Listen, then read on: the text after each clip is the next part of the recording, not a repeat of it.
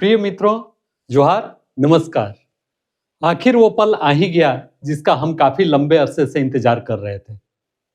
मित्रों, मैं बात कर रहा हूं जेपीएससी द्वारा आयोजित एफआरओ परीक्षा के बारे में, जिसके लिए जेपीएससी ने 22 से लेकर 24 जनवरी तक का डेट निर्धारित कर रखा है और उसने कल ही अर्थात 9 तारीख को ही अपना फॉर्म फिलअप करने के लिए लिंक ओपन किया है। तो मुझे लगा कि इस 11th आवर में मुझे आपको एक बार जरूर एड्रेस करना चाहिए और निश्चित रूप से आज का यह सेशन हमारे जो प्लेटफॉर्म से जुड़े हुए स्पर्धा लर्निंग प्लेटफॉर्म पर जुड़े हुए सैकड़ों छात्र हैं उनके लिए उपयोगी तो हैं ही, साथ ही साथ वैसे छात्र जो हमारे यूट्यूब से हमसे जुड़े हुए हैं उनके लिए भी यह बेहद जरूरी है। तो मित्रों, अब आप देखें कि हमें इस एग्जाम के लिए क्या स्ट्रेटेजी, जब अब 10 दिन 11 दिन का समय बच रहा है, तो अपनानी चाहिए और कैसे इस एग्जाम को स्मूथली गो थ्रू करना चाहिए, कैसे इसको क्वालिफाई करना चाहिए। तो देखें, इसीलिए फाइनल कॉल फॉर सिलेक्शन। अब हम आते हैं इसमें। आप देखेंगे कि आपके लिए जो हमें आपसे बातें करनी है उससे रिलेटेड हमने कुछ आपके लिए शॉर्ट में स्लाइड्स तैयार किए हैं और आप देख पा रहे हैं final call RFO mains 2025, your moment has arrived. अब आपको परफॉर्म करने की बारी है। जितना कुछ हमने करना था पिछले महीनों में कर लिया है, पागलों की भांति हम लोग इस मिशन में लगे रहे हैं। निश्चित रूप से आने वाले वक्त में आपको इसका एडवांटेज मिलेगा और उसका आपको फायदा दिखेगा। तो जेपीएससी आरएफओ मेंस एग्जामिनेशन 2025 जो होने जा रहा है कब, 22 टू 24 जनवरी 2026 एज पर जेपीएससी कैलेंडर। अब नॉर्म्स की बात की जाए तो जैसे जेपीएससी एग्जाम कंडक्ट कराता है उसमें पहला दिन 22 को यह उम्मीद की जा सकती है कि 22 को क्वालिफाइंग पेपर होगा, अर्थात हिंदी और इंग्लिश का पेपर इस दिन पूरा हो जाएगा। 23 को जनरल स्टडीज पेपर होगा और 24 को ईवीएस इन्वायरमेंटल साइंस जिन बच्चों ने रखा है या जो भी ऑप्शनल पेपर जिन्होंने रखा है उसके पेपर 1 और पेपर 2 उस दिन क्लियर हो जाएंगे। तो इस तरह से ये 3 दिन में एग्जाम आपका खत्म होने जा रहा है, जिसमें बहुत अधिक वक्त नहीं है। Mains for filling last date ये 14 जनवरी, आयोग ने 14 जनवरी तक डेट रखा है, बहुत कम समय है और इसके लिए आपके पास बहुत कम समय है, बहुत हरी में भी आने की जरूरत है।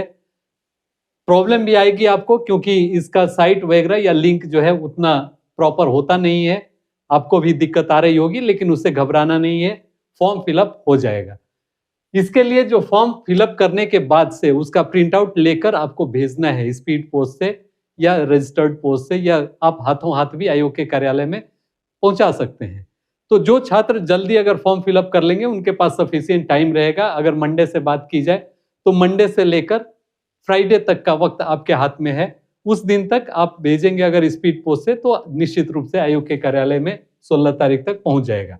लेकिन अगर आपको थोड़ा भी डाउट या दुविधा हो कि क्या पता फॉर्म पहुंचे या ना पहुंचे, तो आप हाथों हाथ कोशिश कीजिएगा कि इस फॉर्म को 16 तारीख की 5 बजे संध्या तक आप पहुंचा दें। आप इसका इंतजार ना करेंगे कि शायद फॉर्म फिलअप करने का डेट बढ़ जाए या शायद उसका हार्ड कॉपी लेने का कुछ डेट बढ़ जाए, बिल्कुल ना करेंगे। अगर 22 तारीख को उसे ऑर्गेनाइज कराना है इस एग्जाम को, तो उस समय तक इसे क्लोज करना ही पड़ेगा सो दैट कि इमीडिएट वो आपको एडमिट कार्ड इश्यू कर सके। तो आप इंतजार नहीं करेंगे, 16 तक आपका सारी फॉर्मेलिटी एकदम प्रॉपर वे में क्लियर हो जानी चाहिए, पूरी हो जानी चाहिए। अब चलिए फॉर्म फिलअप के बाद अब हम क्या देखें कि यू हैव ऑलरेडी कंप्लीटेड, क्या हम लोग पढ़ चुके हैं कि JPSC RFO mains ultimate course combo. आप इसके मैक्सिमम स्टूडेंट हमारे इस कोर्स के स्टूडेंट हैं, छात्र हैं, और इन्होंने देखा होगा कि जो ईवीएस के नोट्स थे या ईवीएस के जो क्लासेस थे उनके लिए कितना बेनिफिशियल रहा होगा। तो अब आप उसको पढ़ चुके हैं, देख चुके हैं। तो नाउ ओनली एग्जीक्यूशन मैटर्स। अब आप उसको कितना, खाना आपने खा लिया है, इनपुट आपने ले लिया है, अब आउटपुट आपको देने की बारी है। तो कितना आप एग्जीक्यूट कर सकते हैं शांतिपूर्वक एग्जामिनेशन हॉल में, अब ये देखने की बारी है और उसी पर आपको फोकस होने की भी जरूरत है। अब लास्ट मोमेंट स्ट्रेटेजी क्या होना चाहिए लास्ट मोमेंट में? अब ये लास्ट मोमेंट आखिरी समय आपका चल रहा है इस एग्जामिनेशन के लिए, तो strategy plus distraction control. Strategy, उसके बारे में भी शॉर्ट में हम लोग अभी चर्चा कर लेंगे। डिस्ट्रक्शन, ये डिस्ट्रैक्शन जो है ये काफी घातक है आपके लिए, तो इसको हम लोगों को देखना होगा कि कैसे इसको कंट्रोल करें। RFO mains think like an officer, ये रिक्वायर्ड है। आरएफओ मेंस का जो प्रिपरेशन आपका है कि आप उसकी तरह एक ऑफिसर्स की तरह सोचे कि जो भी आप डिसीजन लेते हैं, एक दिन में कितना आपको पोर्शन क्लियर करना है, कवर करना है, उसको आप उस दिन खत्म कर लें। लाइक एन ऑफिसर, जैसे वो अपने टारगेट आप day to day routine work में ऑफिसर तय करता है, निर्धारित करता है कि मुझे आज इतने कार्य संपादित कर देना है, वैसे ही आपको भी मानते हुए कि आप ऑफिसर हो गए हैं और आपको ने जो टारगेट अपने लिए फिक्स किया है वो पूरा कर लेंगे। अब इसमें हाई प्रायोरिटी रिवीजन एरियाज क्या हैं आपके? इन्वायरमेंटल एंड इन्वायरमेंट फंडामेंटल्स, इसको आपको देख लेना है। इससे क्वेश्चन, 2 क्वेश्चन हो सकता है कि आ जाए। Wild life conservation act, forest policies, या भी जिसमें कुछ टर्म्स वगैरह होंगे, कुछ एक्ट्स होंगे, कुछ ईयर्स होंगे, वो सबको कुछ मेमोराइज करने की जरूरत होगी। आप अपने ढंग से, अपने टेक्निक से कर भी रहे होंगे, लेकिन मेरे ख्याल से मुझे जो लगा कि आपको ये बताऊं कि इस पर आप फोकस रहें, उसको आप ध्यान में रख लेंगे। Plus ecology, biodiversity, climate change, ये सिलेबस का आपका पार्ट है, अहम पार्ट है, और उससे क्वेश्चन अच्छे खासे पूछे जाएंगे, इसलिए उस पर आप रहेंगे। झारखंड स्पेसिफिक फॉरेस्ट इश्यूज, इसको भी आप देखेंगे। हाल ही में हम लोगों ने कुछ इंपॉर्टेंट आपको इससे रिलेटेड टॉपिक्स वगैरह हम लोगों ने दिया है, जो आप प्राइवेट जो टेलीग्राम ग्रुप है उसमें आप देख लिए होंगे, पढ़ चुके होंगे। उसके बाद जो हम लोगों ने दिया था सेकेंड पेपर के लिए, जो जीएस पेपर के लिए, Jharkhand Spardha environmental science current affairs compendium for JPSC RFO mains, अभी हाल में जो डिफरेंट सेक्शन में गया होगा वो भी आप देखे होंगे। और model answer for JPSC RFO mains course 2025, आप अपने आंसर को उससे कंपेयर कर लेंगे, कर चुके होंगे कि कैसा आप लिख पा रहे हैं। जैसे आंसर का माइंड में बनाना, क्वेश्चन देखने के साथ ही तुरंत लिखने के लिए उतावला न होना, पहले उस क्वेश्चन का एक माइंड में तैयार करना और तब 1 बाय 1 उसको डील करना, ये उसके अंदर आता है। फिर आगे में आपके जो बिगेस्ट एनिमी क्या है नाउ, डिस्ट्रैक्शंस की बात करें, जो आपको विचलित करते हैं, चलते आप इधर के लिए हैं लेकिन पहुंच जाते हैं दूसरी ओर, तो उससे हमें बचना है। क्योंकि ये 10 दिन, आप लोगों ने अगर चक दे इंडिया फिल्म देखे होगी तो आपने देखा होगा शाहरुख खान का वो डायलॉग कि ये 70 मिनट तुम्हारे जिंदगी को नई दिशा देने वाले हैं।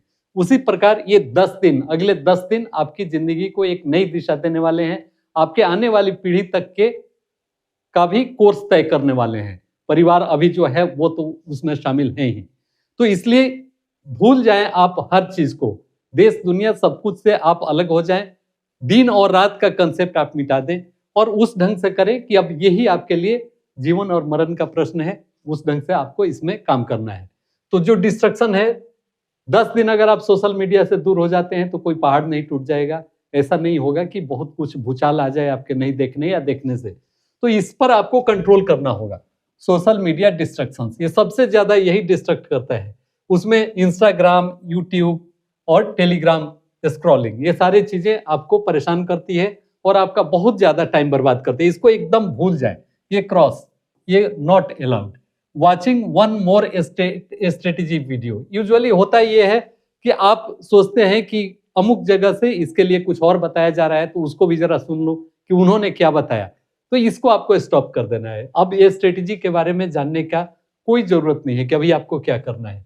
फिर comparing yourself with other claims, कोई आदमी कुछ और बोलता है और उससे आपका जो कॉन्फिडेंस लेवल होता है वो डाउन होता है, आपको लगता है कि उसने ज्यादा अच्छे ढंग से प्रिपरेशन कर ली और मैं अभी बहुत पीछे हूं।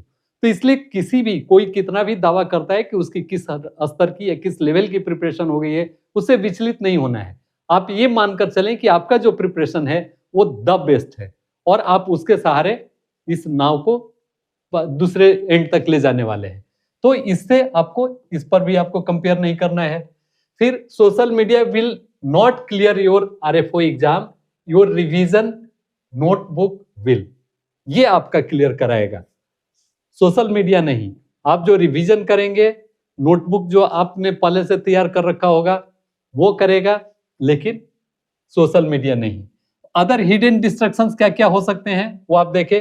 Over discussion with friends, usually हम इसमें बहुत ज्यादा टाइम बर्बाद करते हैं। हम कोई एक छोटा सा क्वेश्चन थ्रो करते हैं और उस पर बहुत सारे रिएक्शंस आने लगते हैं, तो उससे बचना है। वो नहीं, मतलब कहीं नहीं, अब कोई डिस्कशन की जरूरत नहीं है। हमें अब किसी तरह की एक्स्ट्रा नॉलेज की जरूरत एग्जाम और उसके पैटर्न से लेकर करने की नहीं है, तो इसको हम अवॉइड करेंगे। फिर रीस्टार्टिंग न्यू बुक्स, अभी नई किताब आप कुछ नहीं पढ़ेंगे, जितना आपके पास है मोर देन सफिशिएंट है, और उसके सहारे आप आराम से आगे क्लियर कर सकते हैं। इस मेंस वाले जो हर्डल है उसको आप निकाल सकते हैं।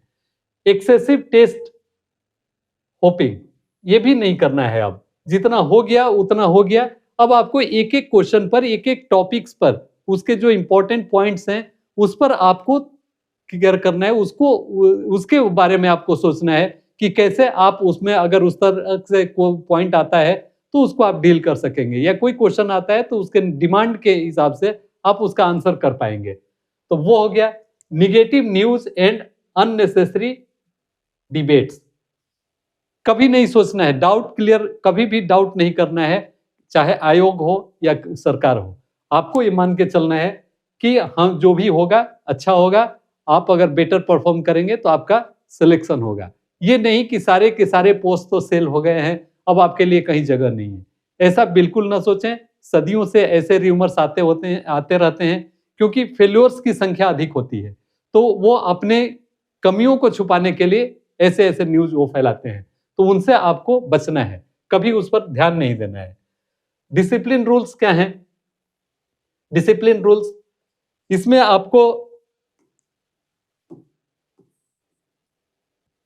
आपको ध्यान देने की बात यह होती है कि फोन ओनली, फोन को अगर यूज करना है तो कब करना है? अभी फॉर्म फिलिंग करना है तो इसके लिए तो ये मस्ट है, करना ही करना है। लिमिटेड रिवीजन वीडियोज, अब जो रिवीजन के लिए आप वीडियो देखेंगे उसके लिए आप इस्तेमाल करेंगे। फिक्स डेली शेड्यूल आप बनाएंगे, और मैंने जैसा कहा थिंक लाइक ऑफिसर। तो रिवीजन, राइटिंग और रिफ्लेक्शन, रिफ्लेक्शन से यहाँ मीनिंग ये है कि आपके दिमाग में वो सारी चीजें कौंध जाए कि अगर ये क्वेश्चन है तो इसमें ये चीजें डील करनी है, और इतने इतने पॉइंट में डील करनी है, इतने वर्ड में डील करनी है। ये रिफ्लेक्शन आपका आते रहना चाहिए माइंड में। और मैं तो ये कहूं कि अगर आप सपने में भी, सोए में भी अगर आप एग्जामिनेशन दे रहे हैं या पॉइंट्स को रिवाइज कर रहे हैं, तो अब आप समझें कि you are on the right track, क्योंकि एक वेव आपके अंदर में आना जरूरी है। इस एग्जाम को लेकर एक गंभीर एटमॉस्फेयर क्रिएट होना जरूरी है। इसका अर्थ ये नहीं कि आप जो पढ़े हैं उसके चलते भी बेचैन हो जाएं, आपको लगे कि इतनी सारी चीजें तो मैंने पढ़ ली है, तो अब कैसे इसमें से हम सेलेक्टिव हों, कैसे उसमें से इंपॉर्टेंट चीजों को लाएं। ऐसा बिल्कुल पैनिक नहीं होना है। आपको अपने अंदर एक वेव लाना है जरूर, लेकिन पैनिक नहीं होना है, घबराना नहीं है। इसमें ठंडे दिमाग से आपको इन सारे चीजों में आगे बढ़ना है। तो ये हुए। फिर trust what you have study, यही मैं आपसे बोलना चाह रहा था कि ट्रस्ट, अपने ऊपर में भरोसा होना चाहिए। अभी चूंकि सारे सिलेबस पेपर 1 से लेकर पेपर 2 जीएस से लेकर फिर पेपर 3 जो इन्वायरमेंटल साइंस के दोनों पेपर, ये सारे फैक्ट्स आपके दिमाग में एक साथ घूम रहे हैं, तो आपको लग रहा होगा कि आप कुछ नहीं जान रहे हैं। लेकिन जब आप एग्जामिनेशन हॉल में बैठेंगे तो एक पर्टिकुलर सब्जेक्ट होगा, चाहे फर्स्ट पेपर हो, सेकेंड पेपर हो, या ईवीएस का फर्स्ट पेपर हो, तो वो पेपर होगा तो उतना पर आपका माइंड कंसंट्रेट होगा। उसमें भी जब आप क्वेश्चन का सिलेक्शन करेंगे तो एक पर्टिकुलर क्वेश्चन पर आपका माइंड सेटल करेगा, तो मिलजुल के उस समय तक आपके लिए काफी सेलेक्टिव हो जाएगा, और तब आपको लगेगा कि आपने पीछे जो पढ़ा है वह कितना आपके लिए फायदेमंद रहा है और कितना आपको पे कर रहा है। तो forest service demand self control, घबराने की नहीं, किसी भी विकट परिस्थिति में भी आपको घबराना नहीं है। क्वेश्चन अगर नहीं भी आ रहा है तो आपको ज्यादा पैनिक नहीं होना है। जो क्वेश्चन आ रहा है उसको पहले कवर कर लीजिए, जो नहीं आ रहा है उस पर शांति से अगर आप बैठ के सोचेंगे तो उसमें भी बहुत सारे पॉइंट्स निकल आएंगे। क्वेश्चन छोड़ना नहीं है, ये आपको हमेशा, मैं बार बार बोलता हूँ, क्वेश्चन छोड़ना नहीं है, लेकिन एकदम अगेंस्ट भी नहीं लिखना है। जो भी आप लिखें वो कुछ उसमें फैक्ट्स हो, और तब आप उसको अपने लैंग्वेज में उसको थोड़ा डेकोरेट कर दें और इस तरह से कुछ लिख कर आ जाए। लेकिन एकदम निगेटिव चीजें अगर आप लिख कर आएंगे तो उससे कुछ फायदा भी आपको नहीं होने वाला है। तो क्वेश्चन छोड़ना नहीं है, अपने सेल्फ कंट्रोल रखना है। कोई क्वेश्चन अगर आता है तो इतना लंबा ना लिख दें ताकि उसमें क्वेश्चन मार्क्स तो उतना ही होगा, उससे अधिक तो मिलेगा नहीं, और जिसके चलते कुछ और क्वेश्चन आपके छूट जाएं। इस पर आपको ध्यान रखना है, self control. Start practising it before selection, इसको आपको अभी से ही करना होगा। फिर exam date guideline, form filling alert, इसे mains form filling non negotiable, इस पर तो आपको कोई कंप्रोमाइज नहीं करना है, जितनी सावधानी हो सके वो करना है। लास्ट डेट आपका 14 जनवरी है, इसको मार्क कर लेना है। फिल फॉर्म कामली एकदम शांति से करें, कोई घबराहट हबड़ाहट नहीं। अधिक से अधिक क्या होगा, आप अभी नर्वस ना हो, परेशान ना हो, ओपन तो होना ही है लिंक, आज अगर नहीं हो पा रहा है कल होगा परसों होगा। अधिक से अधिक क्या होगा कि आपको वहां हाथों हाथ जमा करना पड़ सकता है फॉर्म, तो उसके लिए अगर आप खुद नहीं जा सकें तो अपने नियर डियर को के हाथ से उस फॉर्म को वहां पर सबमिट करा सकते हैं। तो ये हो गया।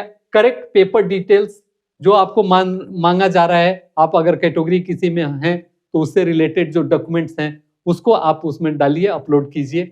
कुछ लड़कों का ये क्वेरी थी कि वो क्या करें अगर ओबीसी एमसीएल का सर्टिफिकेट उनके पास पीछे का है तो वो डालें जब पीटी के समय था या अभी का डालें। तो ऑब्वियसली अभी का आप डाल दें। और एक उसमें सेल्फ डिक्लेरेशन फॉर्म के बारे में भी चर्चा की गई है, जो पीटी के पहले आपका ये एडवर्टीजमेंट आया था, तो उसमें उसने लिखा है कि आप सेल्फ डिक्लेरेशन भी दे के कह सकते हैं कि आप अभी भी एनसीएल में हैं, तो उस तरह से आप उसको दे सकते हैं उस फॉर्म को डाउनलोड करके। फिर don't wait till last date, घबराएं नहीं, इसका मतलब यह भी नहीं, जल्दीबाजी ना करें, इसका मतलब यह भी नहीं कि आप इंतजार करते रहें कि अच्छा अभी तो बहुत दिन है, वो भी नहीं सोचना है। जो भी आपको आप देखते रहें या आपके जो नियर डियर हो उनको इस काम में आप लगा दें कि जैसे ही वो खुलता है उसका लिंक आसानी से ओपन हो जाता है तो आप उसको बैठ के उसका फॉर्मेलिटी पूरी कर लें। टेक्निकल एरर कभी भी हो सकता है, परमानेंट उसके चलते लॉस आपका हो जाएगा। तो ये जो इतनी मेहनत आप लोगों ने की और जिसका इतने लंबे समय से इंतजार आप लोगों ने किया वो बेकार हो जाएगा, इसलिए वो नौबत नहीं आने देनी है। फिर आरएफओ मेंस एग्जाम स्ट्रेटेजी, वही जिसका अभी हम लोगों ने कहा कि रीड क्वेश्चंस केयरफुली, बहुत इंपॉर्टेंट है कि क्वेश्चन को आप ढंग से पढ़ें, उसके नीड को समझें कि जो पूछा गया है वही आप आंसर लिखने जा रहे हैं, ये बहुत इंपॉर्टेंट है, उसको समझ के और तब आंसर दें।